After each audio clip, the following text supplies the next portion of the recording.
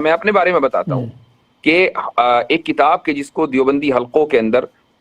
جس کی شہرت ہے اور جس کے بارے میں یہ کہا جاتا ہے کہ یہ علماء دیوبند کے عقائد ہیں، یہ کتاب ہے المہند علی المفند۔ کتاب کا جی نام ہم نے بچپن سے سنا ہے، لیکن کبھی اس کتاب کو پڑھنے کی نوبت نہیں آئی تھی، اس کتاب کو کبھی پڑھنے کی توفیق نہیں ہوئی، یہاں تک کہ انجینئر نے اس کتاب کا نام اتنی مرتبہ لیا کہ میں نے سوچا کہ بھائی آخر اس کتاب کو کھول کے دیکھیں اس میں ہے کیا۔ تو آپ یہ دیکھیں کہ جس نے زندگی پوری دیوبند میں لگا دی ہو، جس کی شروع سے لے کر آخر تک کے دارالعلوم دیوبند میں تعلیم حاصل کی ہوئی ہو، جو الحمدللہ بہت سے اکابر سے جس کا قریبی تعلق رہا ہو، اس نے کبھی مہند اٹھا کے نہیں دیکھی، اٹھائی تو بھی انجینئر کی وجہ سے۔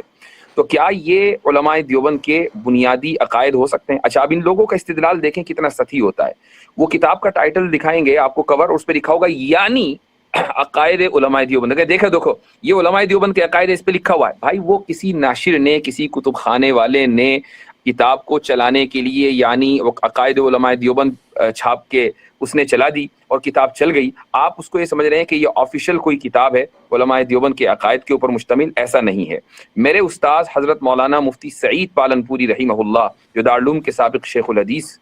ہیں، جن کا انتقال ابھی کرونا کے دنوں میں ہوا 2020 میں، وہ یہ فرماتے تھے کہ مہند علی المفند، دراصل جو اعتراض سوالات آئے تھے علماء دیوبند میں حضرت مولانا خلیل امبیٹوی کے پاس، یہ ان سوالات کا جواب ہے۔ ان سوالات میں سے کچھ سوالوں کا تعلق فروعی مسائل سے ہے، کچھ اصولی مسائل سے ہے۔ تو ان میں فروعی مسائل بھی ہیں، اصولی مسائل بھی ہیں، اور اس میں دلائل نہیں ہے، بس انہوں نے اپنا موقف ذکر کر دیا ہے۔ ورنہ اگر آپ کو علماء دیوبند کا جو اصل منہج ہے